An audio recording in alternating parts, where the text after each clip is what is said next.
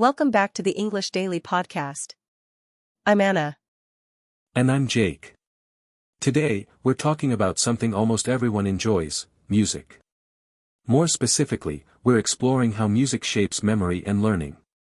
Have you ever heard an old song and suddenly remembered a place, a person, or a special moment? Absolutely. Sometimes I hear a song from my school days, and I can remember the classroom, the weather outside, and even what my friends were wearing. It feels as if the music opens a door to the past. That is a perfect image. Music can act like a key that unlocks memories. In today's episode, we'll learn why this happens, how music can help us study a language, and when music may actually become a distraction. We'll also explain some useful vocabulary along the way. Let's begin with the word trigger. As a verb, to trigger something means to cause it to happen or to make it appear. A smell, a photograph, or a song can trigger a memory. For example, that melody triggered a memory of my childhood. And the memory does not have to be a complete story. It might be a feeling, an image, or a short moment. Scientists often say that music is connected to emotion, and emotional experiences are usually easier to remember than ordinary experiences. That makes sense. If we feel excited, happy, or even sad, our minds pay closer attention. Music can create a strong emotional atmosphere. The beat, the melody, and the singer's voice all work together, so the experience becomes richer than simple spoken information. Here is another useful expression, to stick in your mind. If something sticks in your mind, you remember it easily. A catchy song sticks in your mind because its rhythm or words repeat in a memorable way. Catchy means pleasant and easy to remember, especially when we talk about a tune. That explains why we sometimes wake up with a song in our heads. We call that an earworm. An earworm is not a real insect. It is an informal word for a song or melody that keeps repeating in your mind, even when you are not listening to it. Earworms can be annoying, but they show us something important. Repetition helps the brain remember patterns. This is one reason music may be useful for English learners. If you listen to a song several times, you become familiar with its sounds, rhythm, and repeated phrases. But listening to music is not exactly the same as studying vocabulary. So how can learners use songs effectively? My first tip is to choose a song that is appropriate for your level. If every line is too difficult, you may feel frustrated instead of motivated. Good point. Appropriate means suitable or right for a particular purpose or person. An appropriate song for an intermediate learner might have a clear singer, a moderate speed, and lyrics that are not too complicated. You do not need to understand every word on your first listen. In fact, I recommend a 3-step method. First, listen without reading the lyrics. Try to understand the general feeling and topic. This is called listening for gist. Gist means the main idea, without all the details. Second, read the lyrics while listening. Mark words or phrases that you do not know, but do not mark every single word. Choose perhaps 5 useful expressions. Then look up their meanings and write your own examples. And the third step is active listening. Pause the song and repeat a line. Try to copy the singer's pronunciation, stress, and rhythm. This practice is sometimes called shadowing. Shadowing means speaking along with a recording, usually just a little behind the speaker. Shadowing is excellent for pronunciation because English has a special rhythm. Some words are stressed more strongly, while other words become shorter and softer. When you sing or speak with a song, you practice these patterns in a memorable way. Let's give listeners a small example. Imagine a song contains the phrase, "I've been waiting all day." The important words might be waiting and day. The smaller words, such as I've been and all, may sound quicker. Listening carefully helps you notice natural connected speech.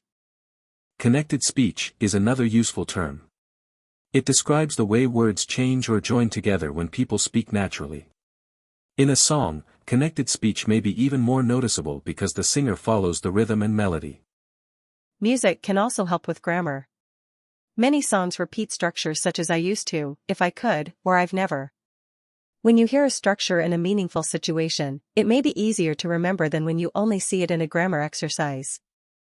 However, listeners should be careful. Song lyrics are creative, and they do not always follow standard grammar. Singers may leave out words, change word order, or use slang because it sounds good. A lyric can be beautiful and still be an unusual example of English. That brings us to slang. Slang is very informal language used by particular groups or communities. It can be fun to learn, but it may not be suitable in every situation. Before using a phrase from a song at work or in a formal email, check whether it is polite and appropriate. Exactly. Music teaches culture as well as language. Songs can show what people value, how they express love or anger, and which historical events matter to them. They can introduce us to different accents, instruments, and traditions from around the world. A good way to explore culture is to compare two versions of a song. Perhaps one version comes from an older generation and another from a modern artist. You can ask, what has changed? What has stayed the same? How do the singers express emotion differently? Those questions are useful because they turn passive listening into active learning. Passive means something happens without much effort or participation. Active means you are doing something intentionally. Active listening might include taking notes, predicting the next line, or summarizing the message. Now, let's talk about music and memory in everyday life. People often use songs to remember information. Children learn the alphabet through a melody, and adults may remember advertising slogans because they are sung. A rhythm can organize information into small, easy-to-recall pieces. This is called a mnemonic device. A mnemonic device is a method that helps you remember something.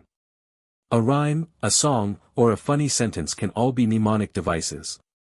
For English vocabulary, you could create a short rhythm with a new group of words. For example, if you are learning travel vocabulary, you might practice ticket, luggage, passport, gate in a steady beat. It may feel silly at first, but the unusual rhythm can make the list stand out. Stand out means to be especially noticeable or different. You can also connect a word to a personal melody. Choose 5 words from today's episode, such as trigger, catchy, gist, shadowing, and slang. Make a simple tune and say a short definition for each word. Your goal is not to become a professional musician. Your goal is to give your brain another path to the information. Another helpful idea is to match music to the task. Instrumental music, which has no sung words, may be useful when you are reading or writing. Lyrics can compete with the language you are trying to understand, especially if the song is loud or familiar. That competition is important. When our brains process 2 sets of words at the same time, concentration can become difficult. Some people study best in silence. Others prefer quiet background music. The best choice depends on the person and the task. So experiment. Study for 20 minutes with instrumental music, then study for 20 minutes in silence. Notice your focus, your speed, and how much you remember. This is a simple personal experiment, not a strict rule for everyone. And keep the volume reasonable. If you cannot hear your own thoughts, the music is probably too loud. You should also choose a playlist before you begin, so you do not spend your study time searching for the next song. That is practical advice. A playlist can support a routine. If you always listen to the same calm song before reviewing vocabulary, the song can become a signal that it is time to begin.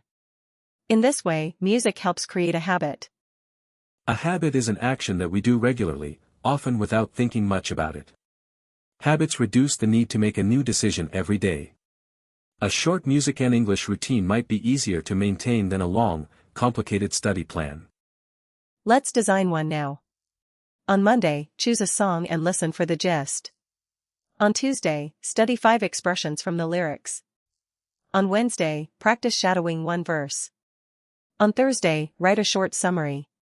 On Friday, listen again and see what you can understand more clearly. That is a manageable plan. Manageable means possible to do without too much difficulty. You can repeat the plan with a new song each week, or stay with one song for longer. Repetition is valuable, but variety keeps your learning fresh. Before we finish, let's remember that music is a tool, not a complete language course. You still need conversations, reading, grammar practice, and real-life listening. Music is powerful because it adds emotion, rhythm, and culture to your learning routine. Well said. Music can trigger memories, help phrases stick in your mind, improve pronunciation through shadowing, and introduce slang and culture. But choose songs carefully, check unusual grammar, and avoid distractions when you need deep concentration. Here is our vocabulary recap. To trigger means to cause a memory or feeling to appear. Catchy means easy to remember. Gist is the main idea. Shadowing means speaking along with a recording. Slang is informal language, and a mnemonic device is something that helps you remember information. And our practical tips are simple: choose a level-appropriate song, listen once for the general meaning, study a few useful phrases, practice pronunciation, and test whether music helps or distracts you. Most importantly, enjoy the process. If learning feels meaningful, you are more likely to continue. Now it is your turn. Choose one song in English today. Listen for the gist, write down 5 expressions, and tell someone what the song means to you. You might discover that a melody can become both a language lesson and a lasting memory. Thanks for listening to the English Daily Podcast. If you enjoyed this episode, please subscribe, leave a review, and share it with another English learner. We'll be back soon with another interesting topic and more useful English. Keep listening, keep practicing, and keep making English part of your everyday life. See you next time.